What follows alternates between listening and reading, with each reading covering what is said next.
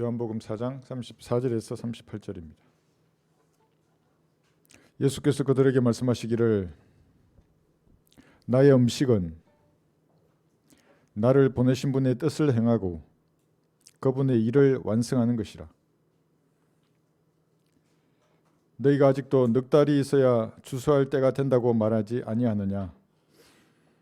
보라, 내가 너희에게 말하노니 눈을 들어 밭을 보라. 이는 곡식이 추수하도록 이미 하얗게 되었습니다. 또 거두는 사람은 삭슬 받고 영원한 생명에 이르는 열매를 모으느니라. 이는 뿌리는 사람과 거두는 사람이 다 함께 즐거워하려 함이라. 이렇듯 한 사람은 심고 한 사람은 거둔다는 그 말이 옳도다. 나는 너희가 일하지 않은 것을 거두게 하려고 너희를 보내었노라. 이런 다른 사람들이 하였고 너희는 그들의 수고에 참여하였느니라고 하시더라. 이 본문을 가지고 추수 때를 기억하라는 제목으로 말씀을 전하겠습니다. 가을이 되면 익은 곡식을 거두는 추수를 합니다. 그래서 가을 거지라고 말합니다. 곡류죠. 벽과에 속하는 쌀, 미리, 보리, 옥수수, 수수, 귀리, 호밀 이런 것을 추수하고 각종 콩들 있잖아요. 땅콩, 완두콩, 렌즈콩, 병아리콩 다 추수를 하는 겁니다. 그러니까 무엇이든 생물은 끝이 아닙니다. 보이는 것이 반드시 추수의 때가 있는 것입니다. 살아가는 동안 자신을 감싸고 있던 모든 껍질이 추수하는 그날에 벗겨질 것입니다. 알맹이가 썩은 것은 껍질이 아무리 그럴듯하게 빛깔이 곱더라도 버려집니다. 알맹이가 아무리 싱싱하더라도 결국 껍질은 벗겨져서 알맹이의 실체가 드러나는 것입니다. 이것이 추수라고 하는 겁니다. 한번 들어보십시오. 가려진 것이 드러나지 않을 것이 없고 숨겨진 것이 알려지지 않을 것도 없느니라. 누가복음 12장 2절의 말씀입니다. 여러분을 감쌌던 모든 껍질이 사라지는 때가 있는 겁니다. 성경은 그날을 추수의 때라고 합니다. 누가복음 8장도 한번 보겠습니다. 여기 17절에 보시면 지금은 껍질을 휘황찬란하게 치장해 놓으면 알맹이가 뭔지를 모르지 않습니까? 누가복음 8장 여기 17절에 보시면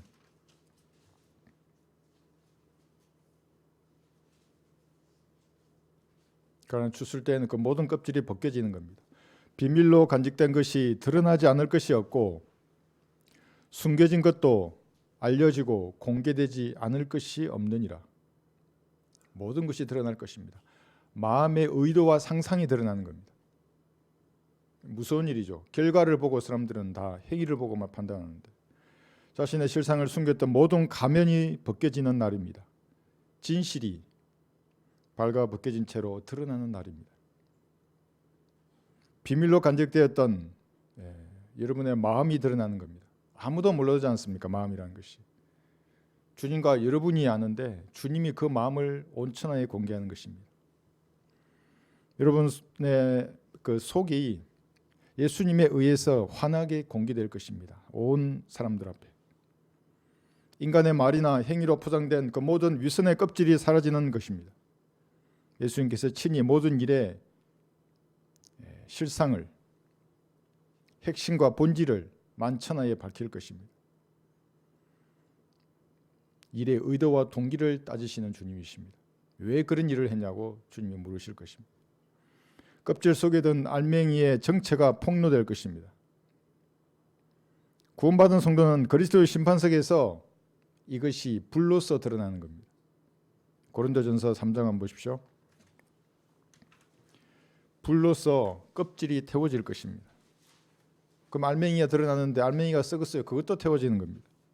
고린도전서 3장 13절. 지옥은 가지 않습니다. 성도들이 지옥에 가려고 애써도 갈 수 없는 곳이 지옥이에요. 고린도전서 3장 13절. 각 사람의 일한 것이 나타나게 되리니 그 날이 그것을 밝힐 것이라. 이는 그것이 불로서 드러나고 또 그 불은 각 사람의 일한 것이 어떤 종류인지를 시험할 것이기 때문이라. 앵무새처럼 입술로 주여 주여를 복창하는 수많은 교인의 그 그 지상 삶이 껍질이 되어 불에 타버릴 것입니다. 한평생 하나님을 섬긴 줄 알았는데 자기 육신을 섬겼던 자들은 자기 실체가 드러나는 순간에 수치와 부끄러움을 당할 것입니다. 하나님을 섬겼는데 알고 보니까 그건 육신이라는 신이었어요. 그날에 공개될 것입니다. 큰 교회에 앉아서 사람들 가운데서 인정을 받으면서 감정으로 하나님을 섬겼던 그 모든 껍질이 나무나 짚이나 그루터기처럼 활활 타오를 것입니다. 여러분은 그래서 감정으로 하나님을 섬겨서는 안 됩니다. 성경적 사실에 근거한 믿음으로 주님을 섬겨야 하는 겁니다. 그러니까 사람이 외형을 보기 때문에 신실한 사람으로 보이지 않습니까? 그렇지 않아요. 하나님 마음을 보신다고요. 여러분 마음을 모르잖아요, 잘. 성경적 사실에 근거한 믿음으로 주님께 다가서야만 주님이 받아주시는 겁니다. 한국의 교회는 사람을 양은 냄비로 만들어 버렸습니다. 양은 냄비 아시죠, 여러분? 예. 라면 끓이는 반합이 그 양은 냄비예요. 그래서 잘 맛있다고요. 반합에 뭘 끓이면 빨리 식어버려요. 환상을 보고 방언하고 영적 존재가 쓰라는 글을 쓰고 꿈을 꾸고 꿈 얘기를 나한테 왜 하는 거예요? 시간도 없는데. 그런 것을 조장하면서 기록된 말씀을 믿지 못하게 하는 겁니다. 그러면 그 믿음을 파괴해 버린다고요. 그러니까 믿음으로 주님 앞에 다가설 수가 없게 됩니다. 교회가 감정에 지배당하는 마귀 들린 자를 양산하는 공장이 되어버렸습니다. 이런 쓸데없는 모든 껍질은 다 불로 태워질 것입니다. 기록된 말씀을 공부한 믿음으로 하지 않는 모든 것은 다 타버릴 것입니다. 사람들은 껍질을 보고 알맹이를 판단합니다. 아주 저건 쭉쟁이가 아니야. 뭐 곡식이 좋아, 싱싱해. 보이는 것이 껍질이기 때문에 그렇습니다. 그래서 자기들끼리 내 껍질은 참 좋은데 야, 너 가지고 있는 껍질도 좋구나 이러면서 무슨 성형수술도 합니다. 보톡스를 넣고 또 넣었다가 빼기도 하고 각종 마사지를 받으면서 껍질을 이쁘게 가꾸는 것입니다. 자기들끼리 영광을 주고받는 사람들입니다. 나쁜 게 아니죠, 그게. 그런데 먼저 속 사람을 강건하게 하고 얼굴에 마사지를 하면 돼요. 그게 바뀌니까 문제가 되는 겁니다.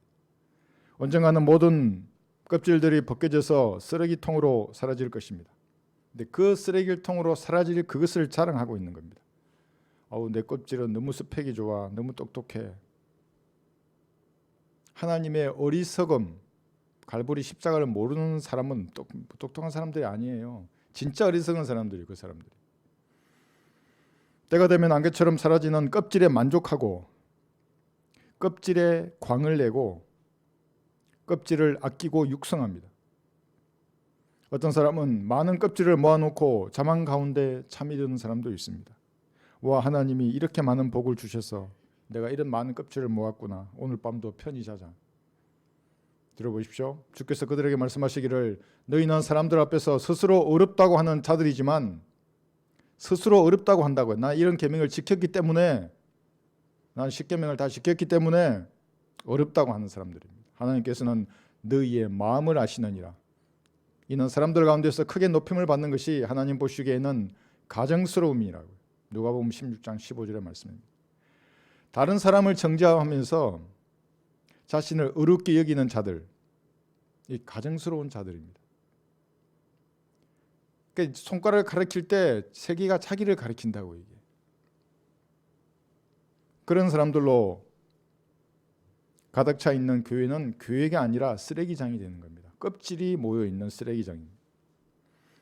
그곳은 썩은 알맹이를 감추기 위해서 껍질을 깨끗하게 단장하고 소지하는 자들이 모여 있는 것입니다. 오늘도 빨아요, 껍질을. 좀 있으면 쓰레기통에 버릴 것인데 좀 있으면 불에 태운다고요, 그 껍질은. 성경은 이런 것을 모든 더럽고 가증한 새들의 소굴이라고 말합니다. 로마 가톨릭이 말하는 게 아니에요. 종교적인 사람들의 모임이 그런 것입니다. 가장 무서운 사람들이 종교적인 사람들입니다. 무신론자는 차라리 나아요, 그 사람들은. 그래서 저는 술 주정뱅이나 깡패들을 더 좋아한다고요. 종교에 찌든 사람들보다. 그 사람들은 최소한 탁 말하면 그대로 반응한다고요, 사람. 종교를 가지면 왜곡시킨다고요, 진리를. 근데 그들은 왜곡시키진 않아요, 최소한. 죄인이라 그러면 마음에 그냥 한 방 맞는 게 보여요, 그냥. 세상 말로 하면 그곳은 언제 터질지는 모르는 시한폭탄이 저장된 탄약고와 같은 겁니다. 탄약고에는 뇌관과 분리해 놓는다고요. 그런데 그거는 같이 혼합되어 있어요. 뇌관과 폭탄이 작동하면 터지는 것입니다. 1급 폭탄, 2급 폭탄, 3급 폭탄들이 모여 있는 것입니다. 처음에는 껍질에 반해서 서로 칭찬을 주고받을 것입니다. 그래서 남을 정죄하면서 즐거워합니다. 그러다가 시한폭탄이 정해진 시간이 닿으면 터지는 겁니다. 그러면 이 사람이 폭탄이었구나. 그때 아는 겁니다. 교회는 그런 폭탄 돌려막기를 하는 곳이 아닙니다. 간혹 알맹이의 실체가 말이나 행동으로 드러나기도 합니다. 그러면 정상적인 성도는 이상하다고 생각합니다. 뭔가 이상한 겁니다. 설마 저렇게 아름답고 헌신적인 껍질이 썩은 곡식이라고는 상상조차 하지 못하는 것입니다. 왜냐하면 썩은 곡식일수록 더 종교적이기 때문에 그렇습니다. 더 종교적인 열성을 보이게 되어 있습니다. 지혜롭고 아름답고 똑똑한 겁니다. 그들의 행위는 항상 열성적입니다. 헌신적입니다. 창세기 4장을 한번 보십시오. 창세기 4장 3절 보시면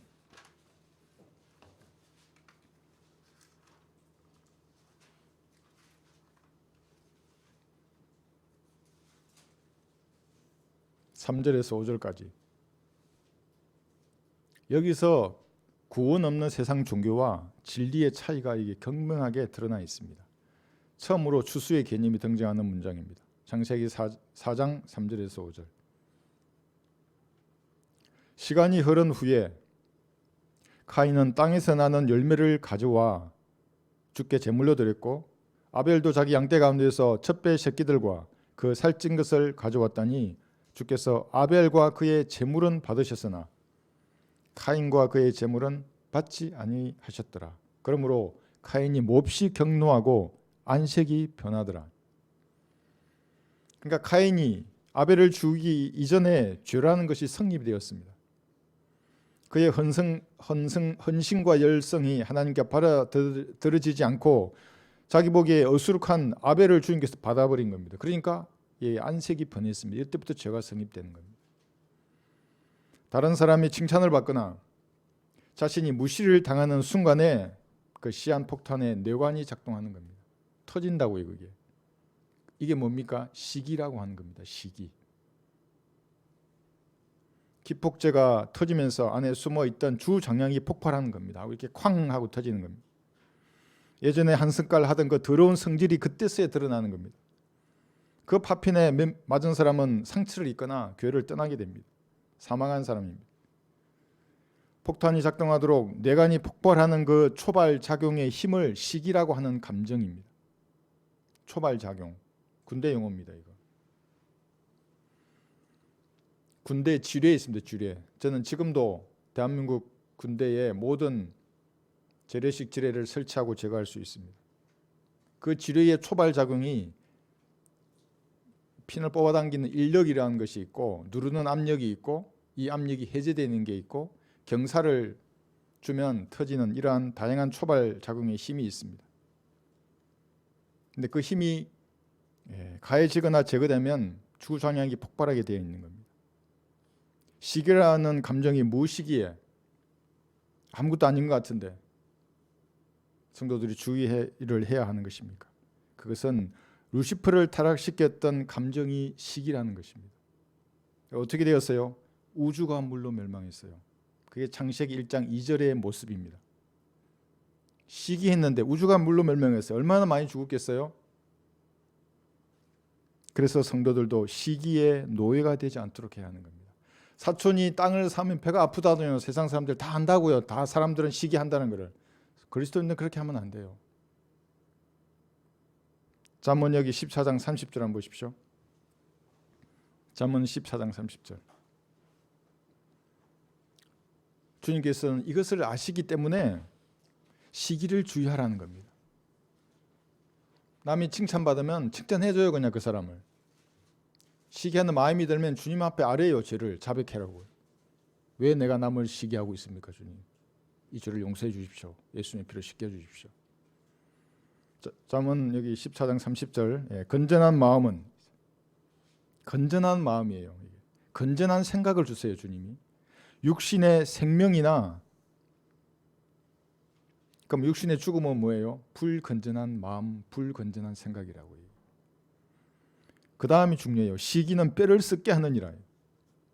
빨리 죽고 하는 나라 가고 싶으시면 시기하면 됩니다. 그러니까 뼈가 썩기 때문에 골수에서 나오는 것들이 차단된다고요. 시기하면.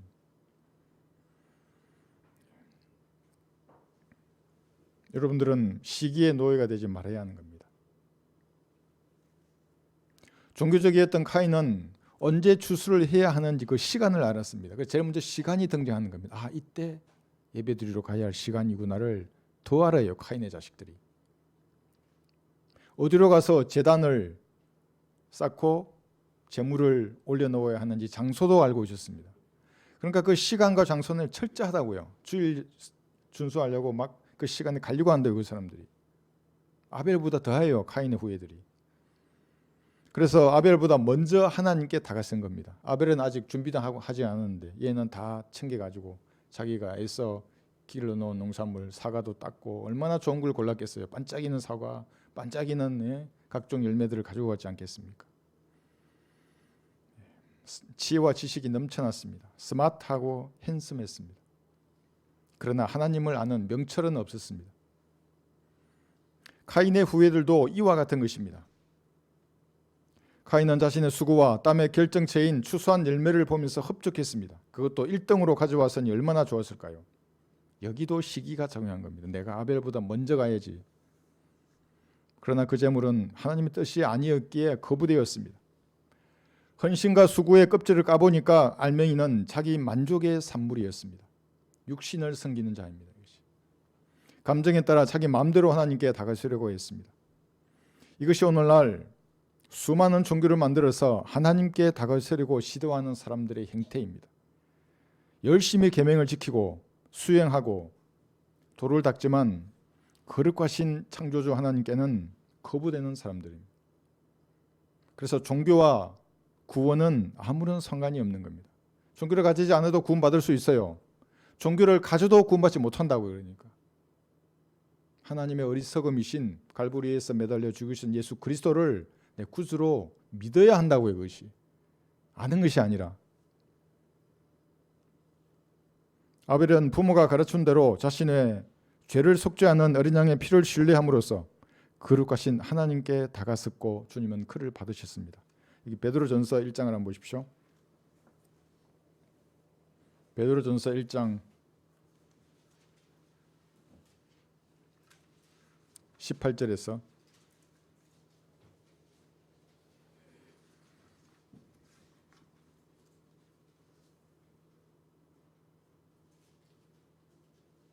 베드로전서 1장 18절 19절 이는 너희가 아는 바와 같이 너희가 너희의 조상들로부터 전통으로 이어받은 너희의 허망한 행실에서 은이나 금 같은 썩어질 것들로 구속된 것이 아니라 흠도 없고 점도 없는 어린 양 같은 그리스도의 보배로운 피로 된 것이기 때문이라. 이 피입니다.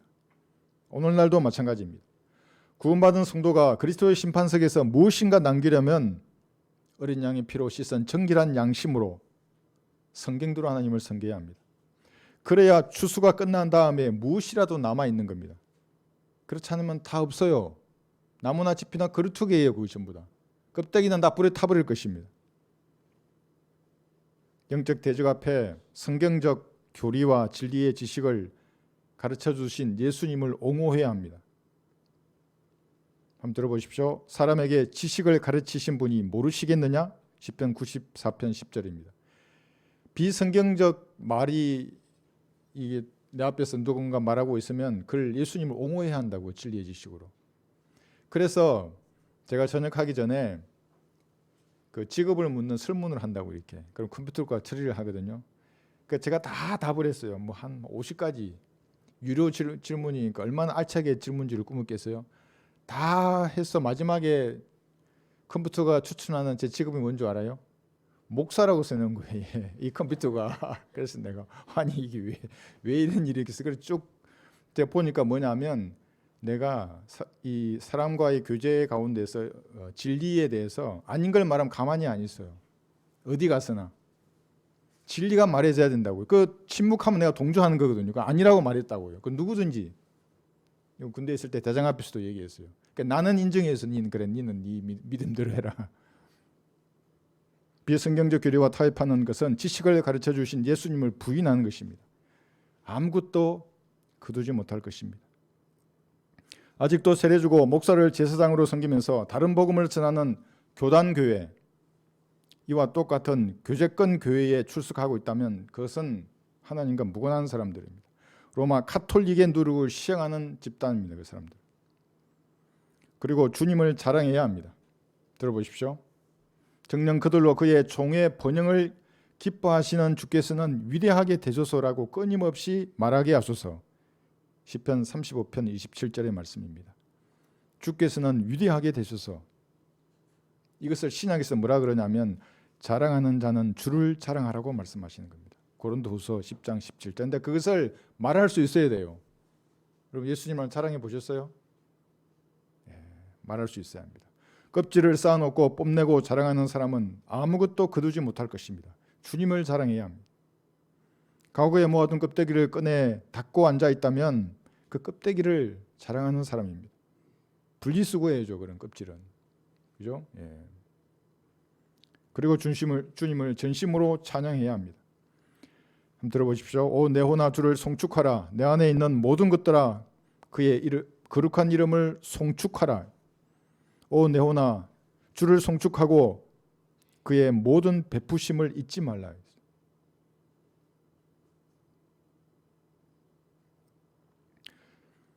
곰 한 마리가 있었어요. 그 엄마를 잃어버린 곰을 지나가던 사람이 주워가지고 키웠어요. 시간이 조금 지나서 이제 정이 들었을 거 아니에요.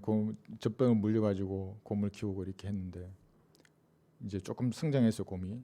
엄마가 찾아온 거예요. 곰 엄마가. 그래 곰을 물고 가잖아요. 이렇게 곰을 물고 울타리를 넘겨서 좀 걸어가는데 주인이 나와서 곰을 밟을 거예요. 곰이 뭐 어떻게 했는지 알아요? 영상으로 봤어요. 제가 곰이 이렇게 하고 있어요. 주인한테. 그리고 갔어요. 그리고 때 되면 와요. 그 정원에 와서 주인을 보러 오는 거예요. 잊지 않는다고요. 그러니까 짐승도. 여러분도 주님께서 베풀어 주신 그 베푸심을 잊지 말아야 하는 겁니다. 여러분 잠을 자다가 침상을 적시는 게 뭐냐면 주님이 나에게 베풀어 주신 은혜예요. 나 같은 죄인에게 영원한 생명을 주지 않습니까? 침상을 적실 수밖에 없어요. 사람이 구원받은 후에도 과거의 성격이 고쳐지지 않는 것은 마음으로 찬양의 제물을 드리지 않기 때문에 그렇습니다. 마음으로 드리는 그 찬양의 제물. 혼자 있을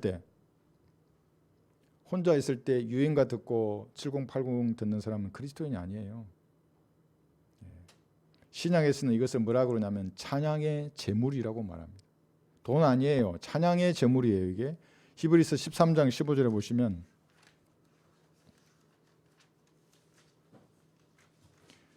그 지난번에 뭐 저한테 말해가지고 1천 번제 있잖아. 돈 봉투가 번제라고 하면서 봉투를 1000개를 주면 뭐 우리는 교회는 그렇지 않아요. 우리는 찬양을 해보세요. 여러분 마음으로. 찬양의 제물을 한번 해보세요. 전심으로. 아무도 없는 길을 걸을 때 주님께 전심으로 찬양 드리는 겁니다. 바뀌게 돼 있어요. 히브리서 13장 15절. 그러므로 우리가 그분을 통해서 찬양의 제물을 하나님께 계속해서 드리자. 이것이 그의 이름에 감사하는 우리 입술의 열매니라. 공허한 생각 가운데 멍 때리고 있을 이유가 없잖아요. 찬양으로 주님께 영광 돌리는 겁니다. 여러분 이렇게 이 세 가지만 뿌리더라도 추수 때에 풍성한 수확을 거둘 것입니다. 아주 풍성한 수확입니다. 갈라디아서 6장을 볼까요? 갈라디아서 6장.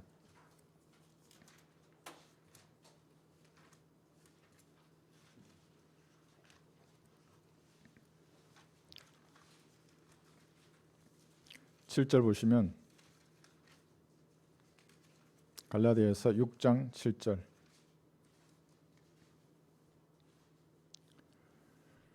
속지 말라.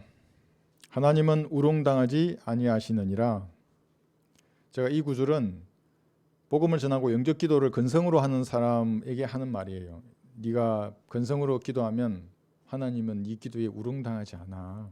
네가 진짜로 해야 돼. 어린아이처럼. 그때 해주는 말입니다. 그러니까 건성으로 심으면 지옥에서 거두는 겁니다. 자기가. 이는 사람이 무엇을 심든지 그대로 거둘 것이기 때문이라 추수하게 되는 겁니다. 자신의 육신에 심는 자는 육신으로부터 썩은 것을 거두고 성령에 심는 자는 성령으로부터 영생을 거두리라.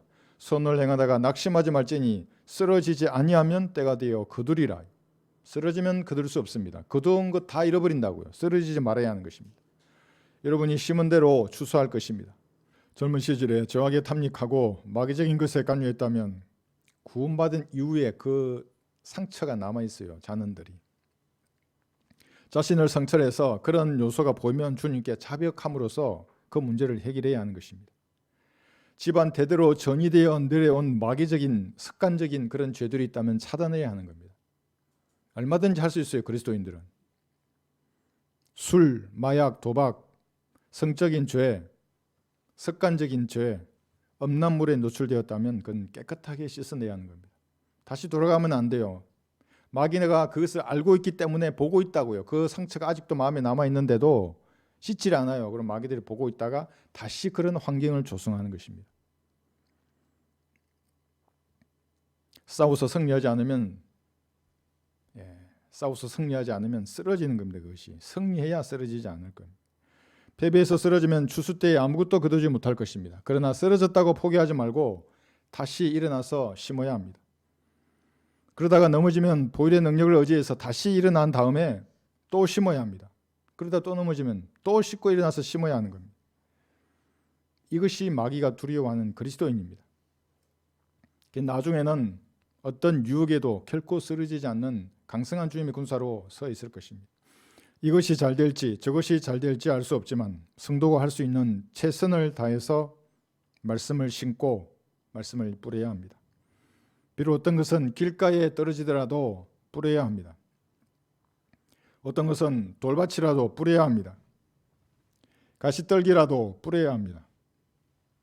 왜 헛수고를 하라는 겁니다. 길가나 돌밭이나 가시떨기에 뿌려졌는데 내 귀한 시간만 뺏어먹는데 왜 그들에게 말씀을 전해야 하는 것이죠?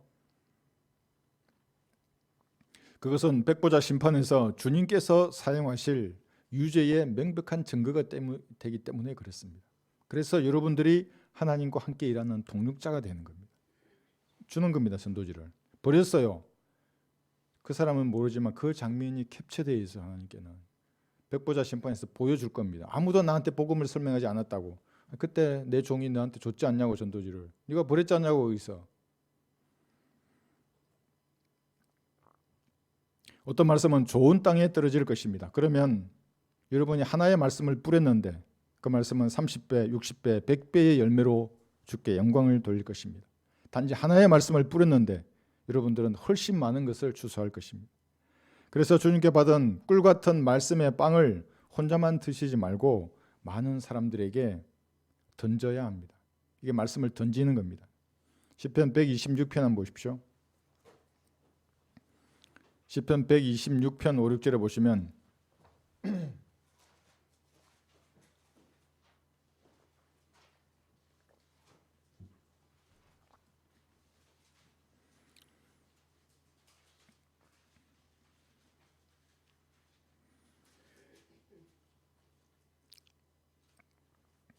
눈물로 씨를 뿌리는 자들은 기쁨으로 거두리로다.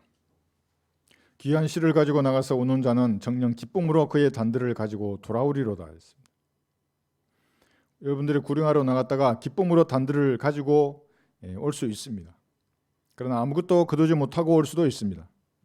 그러나 그리스도의 심판석에서 여러분들은 여러분의 단들을 찾을 것입니다. 들어보세요. 너는 내 빵을 물 위에 던지라. 이는 여러 날 후에 내가 그것을 찾을 것입니다. 전도서 11장 1절의 말씀입니다. 여기서 말씀하시는 내 빵, 이게 하나님의 말씀이에요. 여러분이 무언가 깨달았지 않습니까? 그걸 던지라고요. 물 위에. 물이 많은 사람들입니다. 전도서 11장 1절에서 너는 그래서 내 빵을 사람들에게 던지라는 거예요. 말하라고. 반드시 던져진 그 말씀을 도로 찾을 것입니다. 보잘것없는 저와 같은 사람도 말씀의 빵을 던지고 있습니다. 여기서 지금 던지고 있잖아. 유튜브를 통해서. 어떻게 될지 저는 알 수 없어요. 보리떡 5덩어리와 물고기 2마리도 보잘것없었지만 수천 명의 사람을 먹였던 것입니다. 그 어린 소녀같이 여러분들도 생명의 빵을 던져야 합니다. 그럼 추수 때에 반드시 찾을 것입니다. 자로 만든 전도지 있잖아요. 한번 생각해 보세요. 이거 우리 자매님 아이디를 줘가지고 쿠팡에 찾아보니까 없어요. 이런 전도지가 사형리밖에 없어요. 여기 사형리는 지옥이 없잖아요. 구원받지 못하는 전도지밖에 없어요. 거기는 세상에 투척하는 겁니다. 그러면 반드시 추수 때에 거둘 것입니다. 그래서 이 말씀을 피나 눈과 같다고 하는 겁니다. 그것이 새싹을 돋아나게 하는 겁니다. 이사야 55장을 보시면 한번 보세요. 펴보세요. 이사야 55장 10절에서 이사야 55장 10절에서 12절을 보시면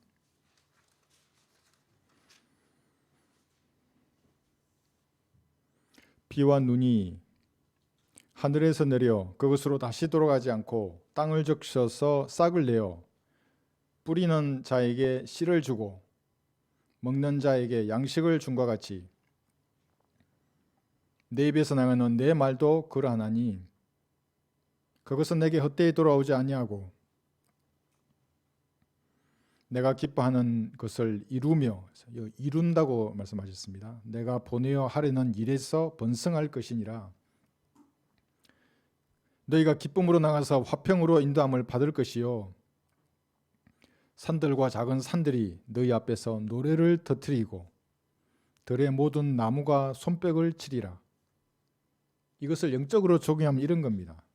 산들과 나무들이 구릉들을 향해서 손뼉을 치는 겁니다. 그 얼마나 기쁘겠습니까? 그래서 구릉하고 난 다음에 기쁨이 안에서 물비듯이 올라가는 것입니다. 샘솟습니다. 해본 사람만 압니다. 나무와 산들이 보세요. 얼마나 많아요. 자기를 추앙하는 겁니다. 자기는 모르는데. 그래서 제가 여기 우리 집 뒷산에 개화산에서 폐암 사기로 힘들어하신 할아버지 구령할 때 느꼈다니까요. 구령했어요, 같이. 그분이 큰 소리를 읽고 너무나 좋아했어요. 교회는 다녔는데 이제 내가 알게 되었다고. 그러면서 그 길을 걸어 내려오는데 눈보라가 조금 몰아쳤거든요. 그 기쁨이 내 안에서 몰려왔습니다. 그래서 몰랐어요. 이 구절이 있는 줄도. 산들과 작은 산들이 너희 앞에서 노래를 터뜨리고 들의 모든 나무가 손뼉을 치는 겁니다. 잘했다고. 힘을 내라고. 여러분이 뿌린 하나님의 말씀은 헛되이 돌아오지 않을 것입니다. 성령께서 자신의 말씀을 정확하게 알아보시고 죄인들에게 그 말씀으로 강력하게 역사할 것입니다. 말씀의 기근으로 죽어가던 사람이 물 기운의 새싹이 돋아나듯 살아나는 것입니다. 영적 기근으로 죽어가던 사람이 양식을 먹고 눈빛이 밝게 빛날 것입니다. 여러분이 뿌린 생명의 말씀으로 인해서 주님께서 기뻐하시는 일이 이루어지는 겁니다. 그 일이 번성해지는 겁니다. 영원히 죽을 죄인이 영원한 생명을 얻게 하는 일입니다. 진리 위에 바로 세워주는 것입니다. 그러므로 여러분들은 모든 물가에 씨를 뿌려야 합니다. 이사야 여기 32장 펴보십시오. 모든 물가에 생명의 씨를 뿌려야 합니다. 이사야 32장 20절.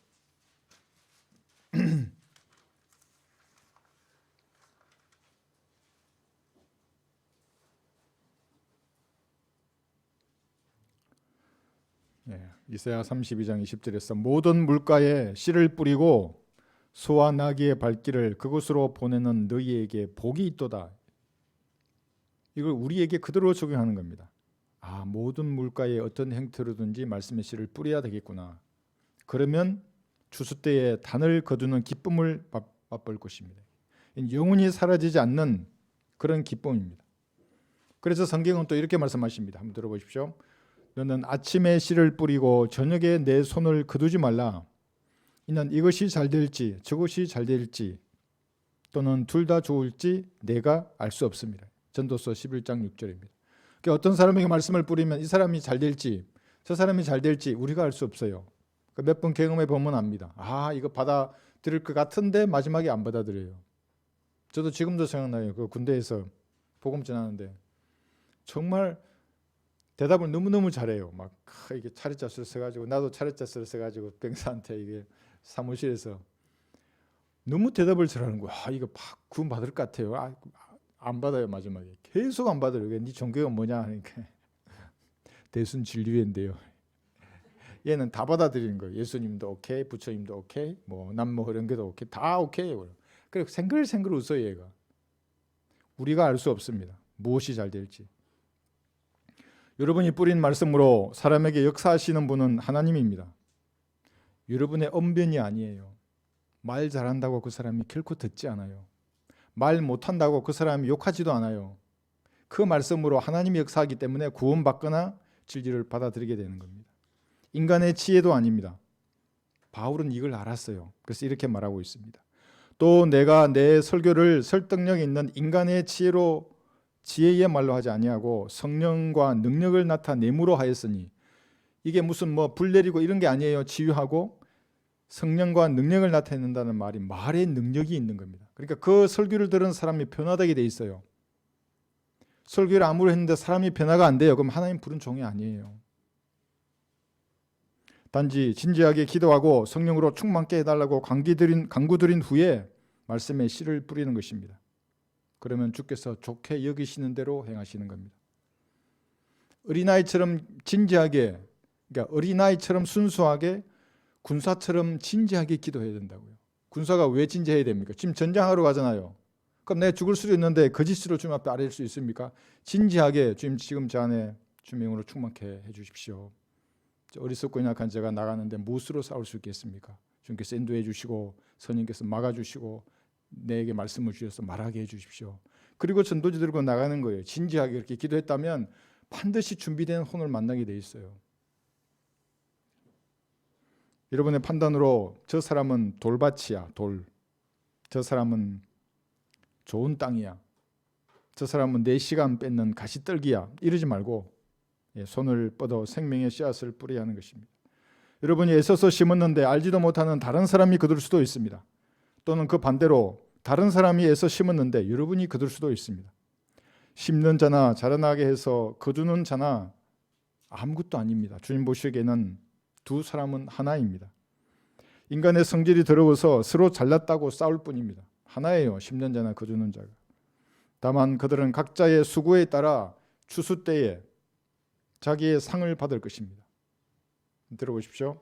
그러므로 심는 자나 물 주는 자는 아무것도 아니지만 오직 자라게 하시는 분은 하나님뿐이시니라. 이제 심는 자와 물 주는 자는 하나니라. 그러나 각 사람은 자기의 수고에 따라 자기의 상을 받을 것이니라. 여러분의 상을 받아야 하는 겁니다. 자기의 상. 언제 상을 받는 것입니까? 그리스도의 심판석에서 받을 것입니다. 지금이 아닙니다. 하나님은 지금 결산하지 않는 것입니다. 그리스도의 심판석에서 추수하고 정확하게 회개할 것입니다. 악한 현 세상에서 돈이나 권력이 좀 있다고 우쭐거리는 자들은 추수 때에 껍질과 함께 분리수거장에 가야 한다는 사실을 고의로 잊은 자들입니다. 어떤 사람은 제가 돈을 보고 사역을 한다고 비방하는 자들도 있어요. 제가 돈을 보고 사역을 하는데 이렇게 말하겠어요? 맞아, 이래가지고 아이고 듣고 있잖아요. 추수에 주께서는 일꾼의 수고를 잊으실 만큼 불의한 분이 아닙니다. 지상 삶을 사는 동안에도 생활에 필요한 모든 것을 채워주실 것입니다. 사치하지 않고 그리스도인들은 필요를 주님 주시는 것으로 채우며 사는 것입니다. 성경은 일꾼이 자기 상을 받는 것이, 자기 삭슬 받는 것이 합당하다고 말씀하고 있습니다. 마귀의 세력들은 이것도 못마땅하게 여깁니다. 돈 주머니를 차지했던 것이 유다 이스카리ot이에요. 그러니까 돈이 있는 곳에는 마귀의 세력이 항상 있는 겁니다. 그리스도인들이 여기에 매여 있다 그러면 영적으로 성장할 수가 없어요. 들어보십시오. 성경에 말씀하시기를 너는 곡식을 밟아 뜨는 소에게 망을 씌우지 말지니라고 하였고 또 일꾼이 자기 삭슬 받는 것이 합당하니라고 하였느니라. 디모데전서 5장 18절입니다. 이 설교자에게만 말하는 것이 아니라 여러분도 마찬가지입니다. 여러분이 말씀의 씨를 뿌리잖아요. 그냥 여러분이 일꾼이에요. 여러분의 삭슬을 하나님 주시게 돼 있어요. 그걸 잊으실 만큼 불의한 분이 아니에요. 하나님은 악덕업자가 결코 아닙니다. 반드시 필요를 채워주실 것입니다. 그것이 강요해서 식탁을 마련해 주신다고 약속하신 주님이십니다. 추수 때에 일꾼이 일하러 가지 않고 빈둥거리고 있다면 주께서 그를 어떻게 생각하시겠습니까? 수치스러운 아들로 여길 것입니다. 여기 잠언 10장 한번 보십시오. 잠언 10장 5절.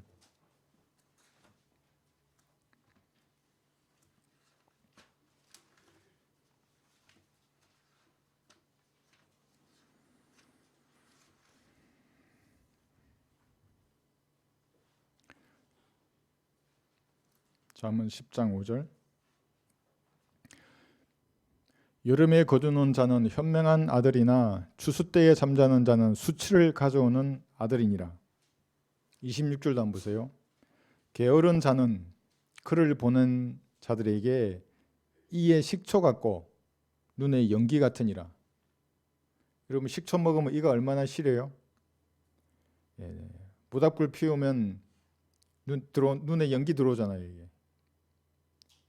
안이 곱게 보시는 겁니다. 그러니까 눈에 거슬리고 불쾌하게 익으시는 겁니다. 왜? 손을 품에 넣고 다녔기 때문에 그렇습니다. 잠언 펴셨죠? 여기 19장 한번 펴보세요. 24절에서 잠언 19장 여기 24절. 이걸 문자적으로 한번 적용해 볼게요. 잠언 19장 24절에 보시면 게으른 사람은 자기 손을 품에 감추고 자기 입으로 가져오는 것조차 하지 않으려 하느니라. 그게 뭡니까? 손을 호주머니에 넣지 말고 빼서 주라고요. 전도지를. 이 전도지를 선물로 줘야 하는 겁니다. 칼을 한번 휘둘렀는데 이 광산을 구원받은 죄인의 피로 물들게 할지 어떻게 알 수 있습니까? 그렇게 하시는 분은 주님이신데. 근데 그 칼이 여러분의 호주머니에 참자고 있어요. 어떻게 해요, 그게? 한 장의 전도지가 어떤 사람을 구원하고 가족과 마을을 구원하고 동토의 땅에 사로잡힌 북한 주민을 구원할지 어떻게 알 수 있습니까? 주님이 하시는 일인데. 북한은 아직도 한 번도 바른 성경에 근거한 이 은혜의 복음이 전해지지 않은 미지의 세상입니다. 제가 보냈던 30만 장의 전도지가 전부입니다. 5천 권의 우리 성경이 전부고. 이제 그것을 마중물로 해서 60만 장의 전도지가 북으로 갈 것입니다. 그 다음에는 100만 장, 최종적으로 2천만 장의 전도지가 북한의 중심을 완전히 파괴할 것입니다. 이것이 보잘것없는 저의 믿음입니다. 여러분도 품에서 손을 뽑는 겁니다. 그리고 책갈피를 선물로 주는 겁니다. 자로 사용해도 좋습니다. 이런 걸 왜 주냐고. 쓰레기 아니에요. 자예요. 그 자가 그려져 있잖아. 이렇게 하면 돼요. 그 탁 보고 자네 예쁘구나. 그러면 이제 바로 말하면 돼요. 예쁘죠. 인생도 그렇게 아름다운데 시간이 이렇게 흘러서 이렇게 빨리 늙고 병들고 가는 게 인생 아니겠습니까? 이러면서 말을 하는 겁니다. 전도지를 받은 사람이 구원을 받을지 아니면 그가 버린 전도지로 길바닥에 쓰러진 주중뱅이가 구원받을지 아무도 알지 못하는 일입니다. 말씀을 어디로 보내서 어떤 사람에게 어떻게 역사할지 그것을 정하시는 분은 하나님이십니다. 이것이 중요하기에 성도 안에 거하시는 성령께서 늘 그에게 도전을 주시는 겁니다. 여러분 진리를 알았잖아요. 성령께서 계속 도전을 주시는 겁니다. 품에서 손을 뽑아라. 주라고. 가슴이 쿵쾅거리시죠? 이거 줘야 돼 말아야 돼. 이거 다음 편 사람을 줄까? 이런데 이 사람 지나가 버려요. 또 오고 있어. 이거 줄까 말까? 여러분이 주도권을 가졌어요. 한번 해보세요. 제 말도. 이게 탁 뽑아버려요. 이게. 그리고 다른 사람들처럼 쓰레기인 줄 알면 이건 쓰레기가 아니라 차로 쓸 수 있다고. 책갈피로도 쓸 수 있다고. 그러면서 보고 이제 뭔가 그 사람 눈이 갔잖아요. 거기에. 그 말씀이 들어갔다고요. 그대로 그 다음 걸 여러분 찌르시면 됩니다. 그래서 중요하기 때문에 성령께서는 여러분에게 도전을 주시고 다양한 환경을 조성함으로써 그에게도 말씀하시기를 원합니다. 밭을 보라. 나가서 일을 하라. 이래도 한 세상 저래도 한 세상이다. 죽어서 남는 것은 주님을 위해 일한 것뿐입니다. 나가서 추수에 주께서 원하시는 일을 하라고 성령께서 말씀하고 있습니다. 교회 일을 하라는 거 아닙니다. 그럼 분담해서 하면 됩니다. 교회에 물건 가져오라는 것도 아닙니다. 일한다 그래서 가져오지 마세요. 그런 것들은. 마음이 변하면 다 가져가지 않습니까? 그러니까 껍질은 때가 되면 다 벗겨지게 되어 있습니다. 성령의 역사를 무시하고 고집대로 산다면 추수하시는 그날에 구걸하는 거지가 될 것입니다. 한번 들어보십시오. 게으른 자는 춥다고 밭을 갈지 아니하리니 그리하여 추수 때에 그가 국을 하겠으나 아무것도 얻지 못하리라. 잠언 20장 4절입니다. 그러니까 진짜 상거지가 될 거예요. 알거지죠, 알거지. 복음 전파를 방해하는 자들은 자신들이 무슨 짓을 하고 있는지 감도 못 잡는 상거지들입니다. 거지들이라고요. 특히 북한 사역에 대해서 비방하고 거짓말로 방해하는 자들은 예수님의 피를 부정하게 여기는 마귀의 세력들입니다. 제 믿음은 바람이 불 것이고 갈 것이라고 믿는데 어떤 사람이 와가지고 바람이 안 불 것이고 보내지 말라 그랬다 그러면 뭐예요 그게? 마귀의 세력이잖아요. 이 사람은. 마귀가 선량한 북한 주민을 지옥으로 데려가는데도 그것을 보고 동조한 사람들입니다. 방조한 자들이에요. 전부. 주께서는 그들의 피값을 그에게 반드시 물으실 것입니다. 한번 들어보십시오. 내가 악인에게 말하기를 너는 반드시 죽으리라 할 때에 이미 그렇게 하셨어요. 하나님께서. 죄의 삭은 사망이라고 온 세상에 경고하셨다고요.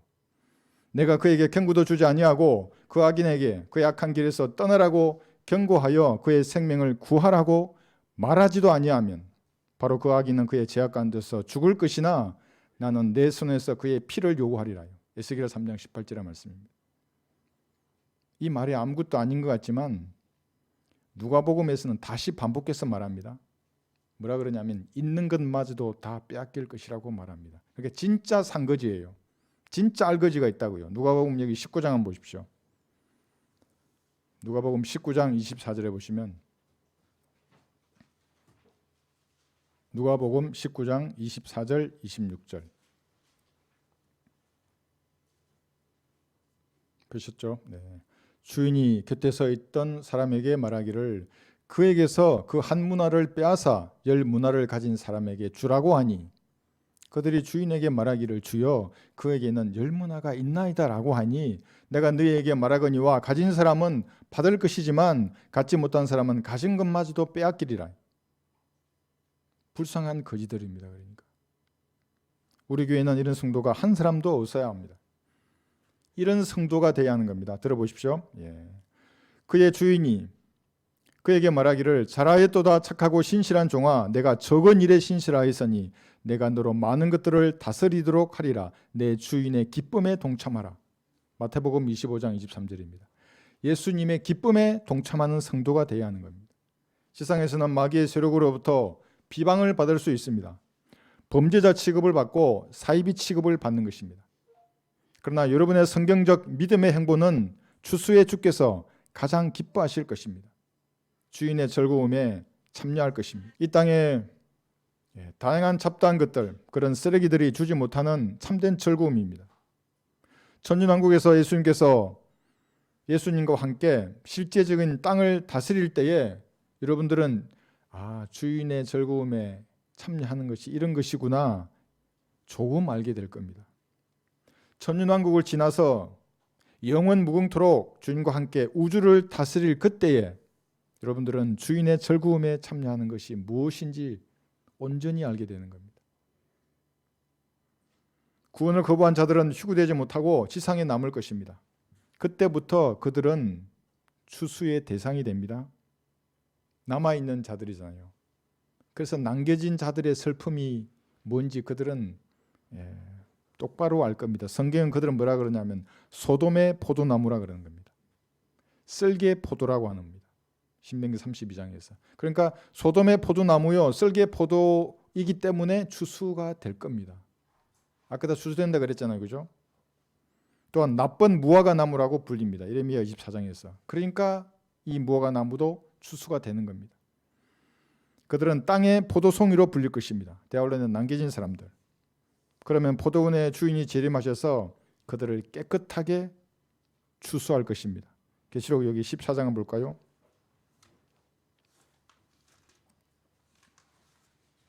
계시록 14장 여기 18절에 보시면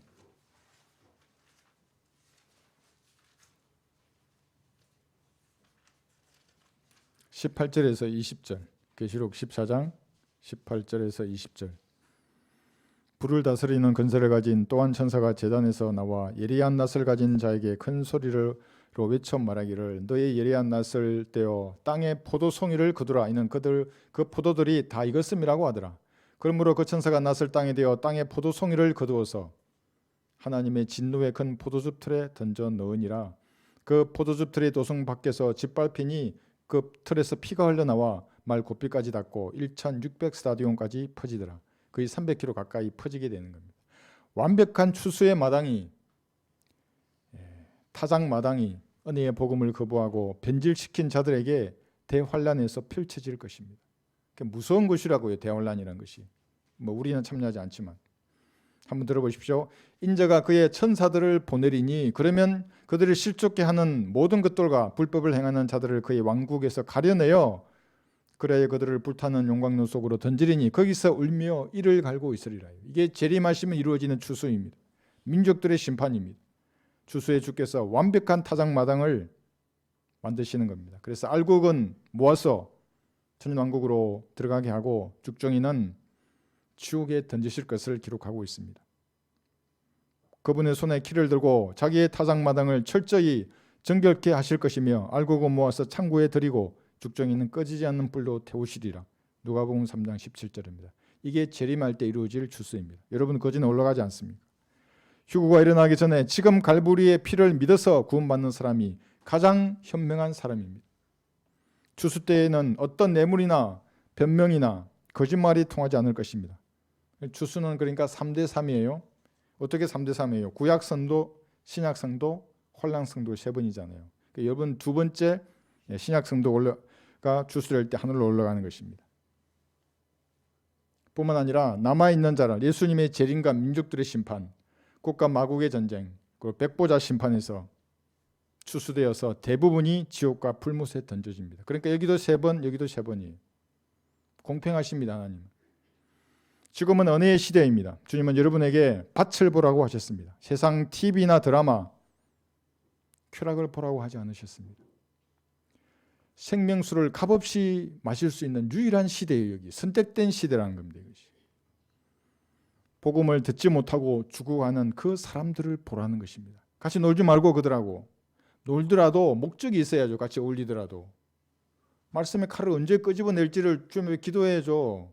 계속 끄집어내면 여러분을 만나지도 않으니까 감추고 있다가 적절할 때에 질문을 던져서 허점에 보면 그대로 찔러야 된다고요. 사람들. 본문을 보겠습니다. 요한복음 4장 여기 34절에 보시면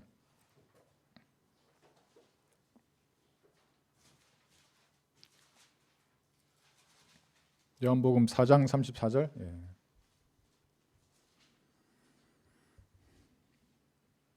예수께서 그들에게 말씀하시기를 나의 음식은 나를 보내신 분의 뜻을 행하고 그분의 일을 완성하는 것이라. 예수님은 자신의 몸을 제물로 내어줌으로써 이것을 믿는 사람이 영원한 생명을 얻는 그분의 일을 완성하셨습니다. 하나님 자신의 피로 이루신 일입니다. 다음 절 보시면 너희가 아직도 넉 달이 있어야 추수할 때가 된다고 말하지 아니하느냐. 그러니까 봄에 뿌리면 가을이 되도록 넉 달이 있어야 된다고 말하는 겁니다. 보라 내가 너희에게 말하노니 눈을 들어 밭을 보라. 이는 곡식이 추수하도록 이미 하얗게 되었습니다. 이게 지금 우물가의 여인이 예수님하고 대화를 통해서 알았어요. 이제 메시아를. 물동이 버려두고 성읍으로 가가지고 사람들을 데리고 막 오고 있는 거예요. 지금 예수님 앞으로. 그러니까 예수님은 그 사람들을 보고 말씀하시는 겁니다. 주님은 죽어가는 그 사람들을 향해서 그들을 직시하라는 겁니다. 직시. 똑바로 그들을 쳐다보는 외형을 보지 말고 돈 많고 명예와 권력을 가진 사람도 구원받지 못했다면 그는 마귀의 자식입니다. 실제적인 마귀의 자식이라고요. 이것이 똑바로 직시하는 겁니다. 그러니까 구원받은 하나님의 자녀하고 구원받지 않은 마귀의 자식으로 이 세상은 양분되어 있는 겁니다. 하나님 보시기에는. 그 좀 구원받은 사람들 중에도 이제 바른 성경을 올바로 나누어서 공부한 그리스도인이 있고 나머지 종교적인 사람들이 있는 겁니다. 직시해야 합니다. 결국 그는 지옥에서 자기 아비와 같은 붉은색의 구더기로 태화될 것입니다. 그러니까 부러울 곳이 단 1%도 없는 사람들입니다. 성령께서는 세상 사람이 구원받도록 죄에 대해서, 의에 대해서, 심판에 대해서 그들의 악한 양심을 압박하는 겁니다. 언제 동안? 2000년 동안이나 하고 계십니다. 그래서 추수할 시기가 되어서 곡식이 하얗게 되어 있다고 말하는 겁니다. 그러니까 여러분을 기다리고 있어요. 다 사람들이. 뿌리든지 여러분이 뿌리든지 거두든지 둘 중에 하나예요. 아니면 백보자 심판에서 유죄 증거로 쓰든지. 여러분이 전곡을 찌르는 하나님의 말씀을 전하면 그는 구원받을 것입니다. 이미 성령께서 말씀에 반응하도록 하얗게 만들어 놓았습니다. 36절을 보시면 38절까지. 또 거두는 사람은 삭설받고 영원한 생명에 이르는 열매를 모으느니라. 이는 뿌리는 사람과 거두는 사람이 다 함께 즐거워하려 함이라. 이렇듯 한 사람은 심고 한 사람은 거둔다는 그 말이 옳도다. 나는 너희가 일하지 않는 것을 거두게 하려고 너희를 보내었노라. 이런 누구가 있어요? 성령님이 하셨다고요. 다른 사람을 통해서 했든지 성령님이 그 사람의 마음과 생각 가운데 다루어 주셨든지 이런 다른 사람들이 하였고 너희는 그들의 수고에 참여하였느니라고 하시더라. 그래서 여러분 추수할 밭을 바라보십시오. 죽어가는 죄인들을 바라보십시오. 여러분의 주변의 지인들, 가족들, 친구들, 언니, 오빠, 동생, 누나, 아저씨, 아주머니, 할머니, 할아버지 은혜의 복음을 여러분을 통해서 듣지 못한다면 누구에게 가서 들어야 하는 겁니까? 은사주의자에게 들어야 하는 겁니까? 칼빈주의자에게 들어야 되는 겁니까? 알미니안주의자들에게 들어야 하는 겁니까? 로마 가톨릭에게 들어야 하는 겁니까? 그들에게 선택할 기회를 여러분이 주셔야 하는 겁니다. 다른 것은 그만 보아야 합니다. 세상에 잡다한 것은 주님께 다 맡겨야 합니다. 그런 것들은 돌봐주시게 되어 있습니다. 제가 깨달은 겁니다. 주님의 일을 하면 주님이 정리를 해주셔서 일할 수 있도록 내가 진지하게 말씀드리면 세상을 바라본다고 세상은 달라지는 것은 아무것도 없어요. 그들은 정해놓은 대로 가게 되어 있는 겁니다. 주께서 여러분에게 추수할 밭을 보여주셨다면 그것은 성경적인 영안이 열린 사람입니다. 그게 영안이 열린 뭐죠? 무슨 천사 보고 무슨 거짓말하면서 뭐 보인다고 하는 자들은 좀 사기꾼들이에요. 그 사람들은. 추수 때를 기억하면서 성경적 믿음의 행보를 지속하는 여러분들이 되시기 바랍니다. 그 말씀을 들으면서 무엇인가 마음속에 주님께서 도전을 주신 것이 있습니까? 그럼 주님 앞에 정직하게 아뢰십시오. 자신을 바라보고 내가 과연 추수할 밭을 바라보고 있는가? 내가 엉뚱한 것을 보고 있지는 않은가? 그런 것이 있으면 예수님의 피로 다 씻어내고 추수할 밭을 바라보겠다고 주님께서 인도해 달라고 그렇게 기도하는 시간이 되시기 바랍니다.